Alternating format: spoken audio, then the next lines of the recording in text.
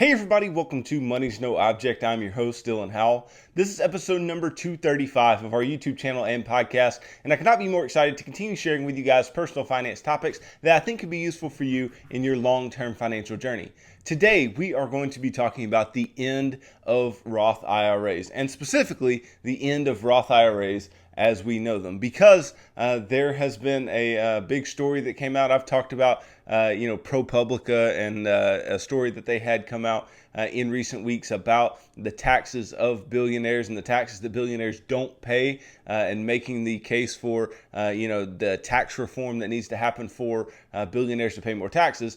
But there has recently been a story out about the Roth IRA and one specific billionaire, and that particular story has gone viral and has caused a lot of questions as to if the Roth IRA in its current form will continue to exist into the future. So we're going to talk about all this and more and what it means for you in today's episode. But before we get started, if you could go down below, hit the big red subscribe button, like this video, leave me any feedback in the comments down below, and I'll be sure to respond to anything you leave down there. If you're listening on Apple or Spotify podcasts, be sure to subscribe and leave me a review on either one of those platforms. Follow me on social media at MNO with Dylan, and that's really good supplemental materials to all the things that I'm putting out in these long form episodes on YouTube and the podcast every single day.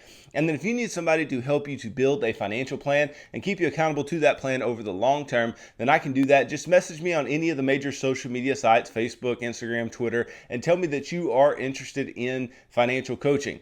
Right? And we can begin having financial coaching sessions together where we sit down and we create financial goals that are specific to you and your family situations.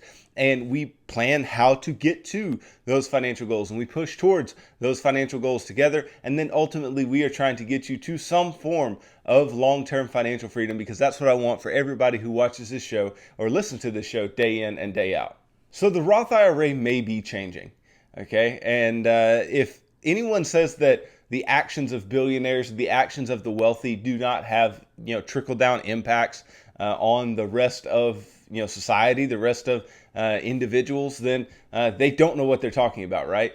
Because with different types of investing accounts, nobody really cares about the loopholes. Nobody really cares about the little things that you can do in order to maximize whatever you have in those accounts, especially if they're tax advantaged. Nobody cares until you have enough money for them to care, right? Somebody who's making $40,000 a year, nobody really cares what they're doing within their particular, Roth IRA or traditional IRA or whatever in order to maximize it. Or, nobody cares a whole lot about somebody doing a backdoor Roth, when they're just over the income limits for a Roth IRA. Nobody really cares about that. Right? Or nobody really cares about somebody doing Roth conversions if they make a modest income and they just want to, take some traditional accounts and turn them into Roth. Nobody really cares about that. Okay. But what people do care about is they care about if somebody who is wealthy does any of those things. Okay. Now, again, I want to begin this episode by saying that nothing that this one billionaire that I'm going to talk about, nothing that he has done was illegal at the time, right? There is no, illegal activity going on here. Okay. But the question is, should it be able to continue into the future, the activity that he was, partaking in? And my argument would be, probably not, right? The activity probably shouldn't be allowed to occur in the way that it did. But that does not mean that it was illegal, and it does not mean that it should be undone, because he did follow the rules, okay? And this individual that I'm talking about is Peter Thiel, okay? Now, if you don't know who this guy is, right, he is an entrepreneur, venture capitalist. He is a co-founder of PayPal, right? Many of you know what PayPal is. He's a co-founder of Palantir Technologies, and he was the first outside investor in Facebook. Right? He was the first big outside investor to give money to Facebook in order to grow that company. And we know what Facebook is today, obviously, right? And so this guy, very, very big deal. He is a billionaire in every sense of the word, has made some fantastic investments, and has founded some very, large and successful companies.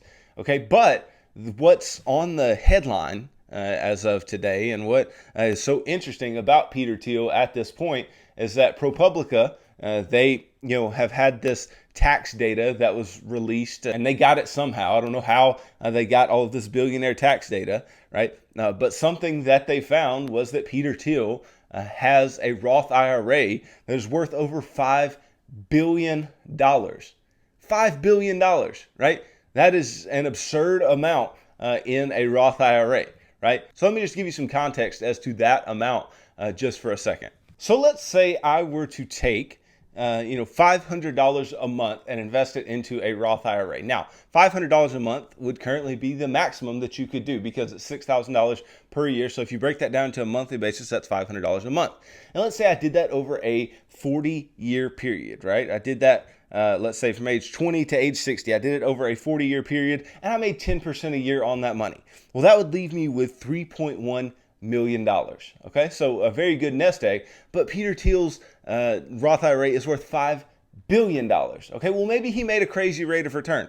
All right, so let's say you did the same thing, but you made a 20% rate of return annually. Well, that would get you to $83 million. But again, that is nowhere close to a $5 billion Roth IRA. Let's just get even crazier. Okay, let's say you were to have made 30% per year over that 40-year period while putting $500 a month away. Okay, that would get you into the billionaire numbers. Okay, but it would get you to $2.8 billion, right? And 2.8 is still shy of the 5 that Peter Thiel has. Okay, so 2.8 billion if you make a 30% per year rate of return. Well, let's just think about a couple things. Peter Thiel's only 53. Okay, he's not 60. He hasn't been contributing over a 40-year period. How did he get this much money in a Roth IRA? Okay, well, what he did is he took $1,700 approximately, okay, and bought shares of PayPal, okay, and PayPal is a company, again, that he co-founded, and he bought shares of PayPal in a Roth IRA for little to nothing, okay, and when I say little to nothing, it was like, 1/10 of a penny per share. Okay, which is outrageously crazy. Okay, but for a private company, it was allowed and you could do that. Okay, and not to mention, if at the time he was making income that was above the Roth IRA limits, he could have bought it in a traditional account and then just done a conversion, a backdoor Roth, right, where he converted the traditional money into Roth money. Okay, and then he has the money in this Roth account where it grows tax-free. Right, and we'll get into some of the minutia of a Roth IRA here in just a moment and how we might be impacted, okay? But all this money was now in a Roth IRA. Well, when the company went public and went public for way, way more than 1/10 of a penny per share, right, his wealth blew up. That, almost $2,000, I think is what it was, turned into over $3 billion over the course of just a few years. Right? And now it's worth over $5 billion, over $5 billion in a Roth IRA. That means all of that money will be tax-free to him if there is no change in the tax code, right? If there's no change in how he may have to pay taxes on this money, okay? So was this prudent of him? Absolutely, this was prudent of him because, you want to decrease the amount of taxes that you have to pay if at all possible. Of course, that's a prudent thing to do, all right? But is it something that we want occurring time and time again? Well, no, not necessarily. This is not something we necessarily want to see occurring time and time again. A similar situation came up with one of the individuals who runs Berkshire Hathaway, not Warren Buffett or Charlie Munger, but they talk about Ted and Todd all the time. Well, Ted, one of their portfolio managers, he's done something similar in a Roth IRA, but nothing to the scale of what Peter Thiel has, okay? Peter Thiel, $5 billion in a Roth IRA. You and I, unless we just made stupid rates of return, like 35% a year over a 40-year period, we're not going to amass $5 billion in a Roth IRA as long as the current contribution limits hold of $6,000 per year per person. We're just not going to do it, okay?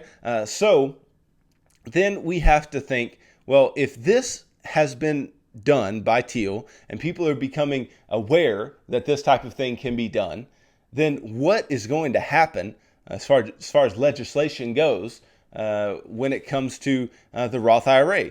What kind of changes are going to be made? Because undoubtedly, right, things like this lead to legislation. They lead to things being changed when it comes to the rules for any type of investment account that may be causing some type of major inequality and major difference between what it was meant for and then what it was actually used for. Roth IRAs were traditionally meant for the middle class American, for them to build up assets and ultimately have some tax relief on the back end from those assets that they end up building up. And they actually get an incentive to build up assets and have assets that they can pull from later in life, right? It wasn't necessarily meant for rich individuals to be able to purchase shares of the company that they run for little to nothing, and then allowing those shares to balloon when the company goes public. Okay, now, again, is it illegal? Absolutely not. It's not illegal. But should it be? Maybe, right? Because having $5 billion in tax-free money is way, way different than having that $5 billion that is, in a taxable account or in some type of taxable way, like most individuals, like most executives have their compensation done, okay? So this is a big deal, right? And this can change the way that Roth IRAs work. But first we need to understand, how exactly do Roth IRAs work? Okay, if you've been listening to this episode thus far and you're like, well, I don't know what a Roth IRA is, how does it work? Okay, well, an IRA is an individual retirement account, okay, or an individual retirement arrangement as defined by the IRS, right? And it is a tax-advantaged investment account, and it's a tax-advantaged retirement account.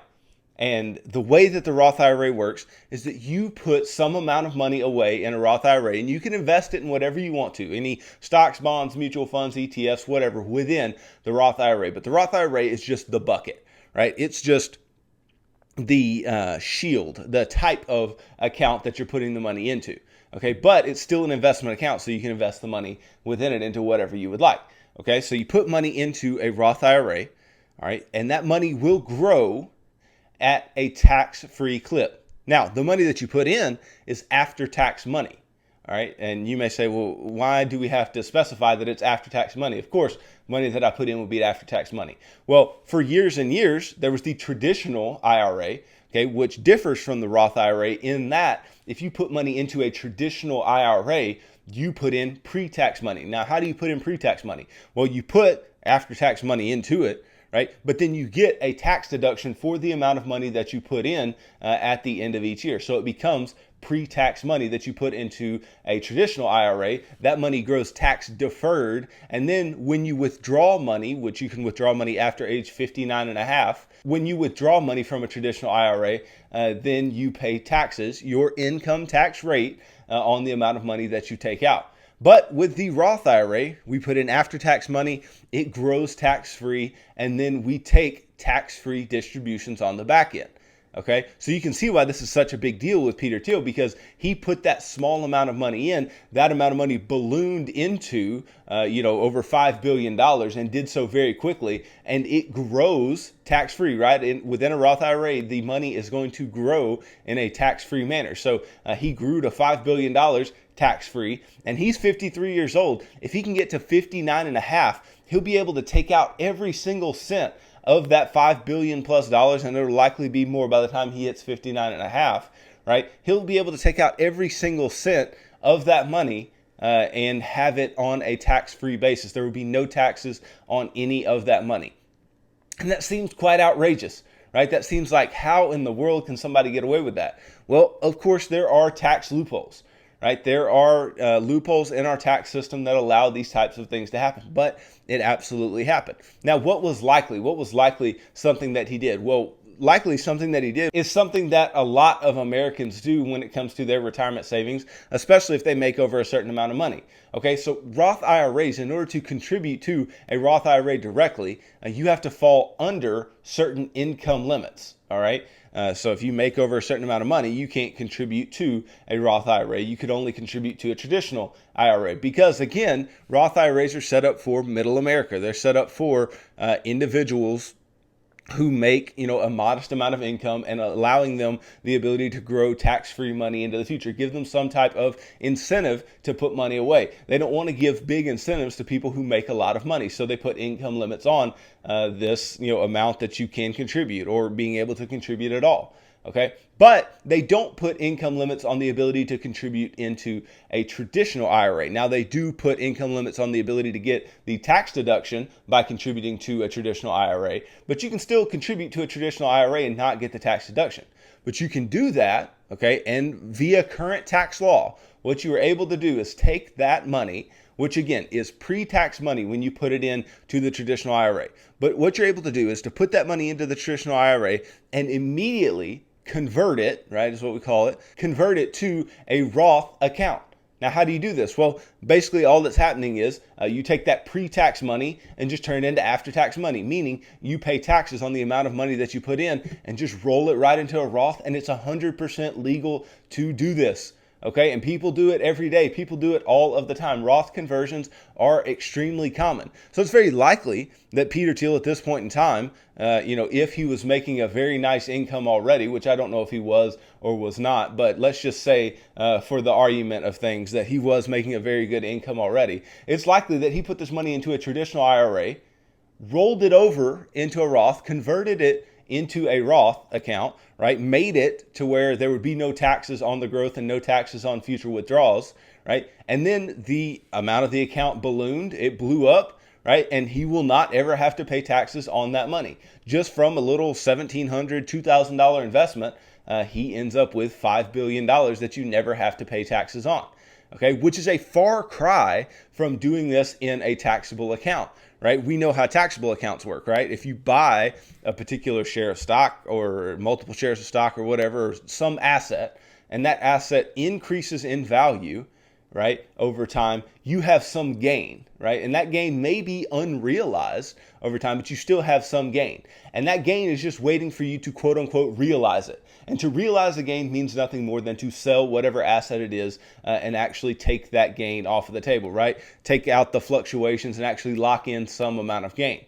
All right. Well, if you've got to think here, if he turned $2,000 into $5 billion, okay, there would be essentially a $5 billion tax implication there. There would be a $5 billion gain that you had to pay taxes on. Now, based on the long-term capital gains rate for individuals in his income bracket, right, then he would have to pay 20% on the $5 billion gain, which still would be an outrageous amount of money. But instead of giving up, $1 billion, right, because 20% of $5 billion is $1 billion, instead of giving away $1 billion in taxes, he is able to keep that money since he put it in a Roth IRA, and he's going to be able to eventually sell whatever he has within that Roth IRA and do so without paying any taxes. Now, what's really interesting about this story and stories like this is that what kind of implications does it have in the short term? Because not only are legislators going to look at this particular issue, right? Senators and representatives are going to get together and they're going to try to throw together some legislation that will take away the ability for wealthy individuals to actually do this. Okay. And, right or wrong, that's probably what's going to happen on the outset of this particular incident and this particular, situation with Peter Thiel. But it really makes you wonder what Peter Thiel's going to do in the short term to try to obviously keep from paying taxes. Okay. Again, if you or I were given the option to pay $1 billion in taxes or not pay $1 billion in taxes, your choice would obviously be to not pay the $1 billion in taxes. Okay, so even though it's something that may seem immoral and it may seem wrong for this particular tax system to work in this way, and I'm not going to argue with it being wrong for the system to work that way, right? But if there's no rule against it, right, and you can not pay taxes on a certain amount of money, wouldn't you do it? Right? So I don't blame Peter Thiel here. Of course, you would not want to pay taxes if at all possible. But the legislation that may come on the back end of this, if it comes before he's 59 and a half, and maybe it says that, if your wealth is over this amount, then, you can't, grow your money tax-free in a Roth IRA, or you can't take tax-free withdrawals from a Roth IRA, or you can't do Roth conversions or whatever, right? Maybe there's going to be some type of rule in that arena, okay? And if there is, and it happens before he's 59 and a half, he's going to be in a tough tax situation when he actually does realize whatever gains that occur within that particular account. But on the other hand, right, if he gets to 59 and a half, which is, 6.5 years away for him, or 6 years away for him, right? If he gets to 59 and a half without there being any major legislation, I would say there's a pretty high probability that he would just cash in all of his gains in that Roth IRA, right? Now, he may go ahead and reinvest that money. Obviously, that's a ton of money. Okay, but if he could cash in all of his gains, then he would be able to automatically have that money as tax-free. And then the IRS would have to go back retroactively on him and basically attack him and his ability to, take advantage of the tax code and, say, no, we want a piece of that money, which would probably cause the IRS a lot more headache than they really wanted. Okay, so if legislation is going to be passed in order for him to not get all this money in a tax-free manner, it would have to happen within the next 6 years. But this could definitely have some impact on our ability to do things the way that we want in our financial lives, right?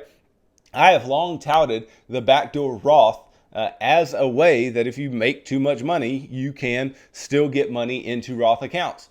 Okay, but it's very, very likely that the backdoor Roth gets closed up because the reasoning for the IRS to do this and for the legislation to be written in this particular way was so that individuals that are in higher tax brackets don't get these extra benefits. Well, ultimately, all you're doing is you're just adding one more step to the process for an individual in doing a backdoor Roth. Okay, you're just saying, hey, you got to put it in a pre-tax or a traditional IRA first, and then just convert it and pay those taxes, right? That's just one extra step that has to be done.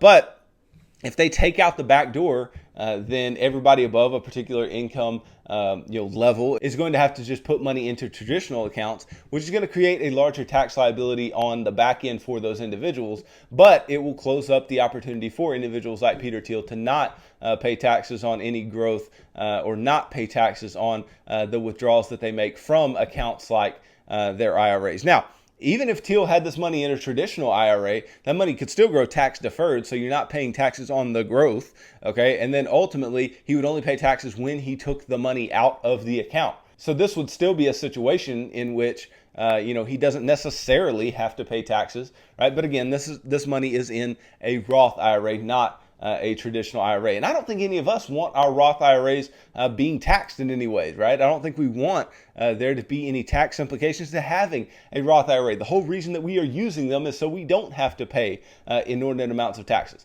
But I also wouldn't be surprised if the IRS closed up the ability to contribute up to the maximum in a Roth 401k, no matter what your income is, right? Because currently you can max out a Roth 401k regardless of your income. Okay, so let's say that you run a business, and in running that business, you have a say in the type of retirement accounts your business offers your employees.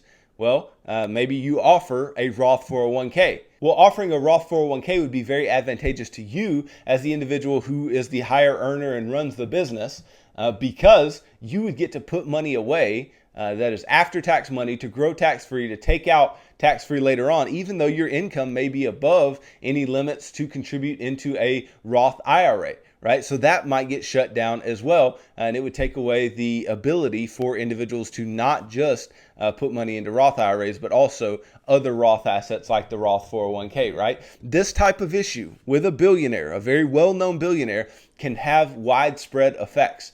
Okay, and we have to be aware of these widespread effects and how they might impact us. Now, for the basic individual, you and me, right, who just contributes to a Roth IRA, is well within the income limits, isn't doing anything crazy, it's not likely that your money is going to be affected unless any legislation that's passed comes through and says, just get rid of the Roth in the way that it is. And that would be problematic for a lot of people, and there would be a lot of senators and representatives who got a lot of hate mail because that is a direct attack on the financial planning of many Americans and on a lot of individuals who make modest incomes, who are trying to put money away for themselves for retirement, and they're trying to be responsible financially. Right? Because a Roth IRA is a responsible way to invest your money. It's a responsible way to put money away for your future. Okay, but we have to be aware. We have to understand that when things happen with some of the more notable individuals in our society, especially the wealthier individuals in our society, then there is likely to be a trickle down. There's likely to be impacts on our ability to do things financially. Okay, so we have to be able to look out for those. Now, this doesn't mean that you shouldn't put money into a Roth IRA. Like I said, it's unlikely that for the normal individual, this is going to impact their ability to invest in a Roth IRA and have that money grow tax-free and take tax-free withdrawals later. Okay, but let's say you build up a lot of money into a Roth IRA.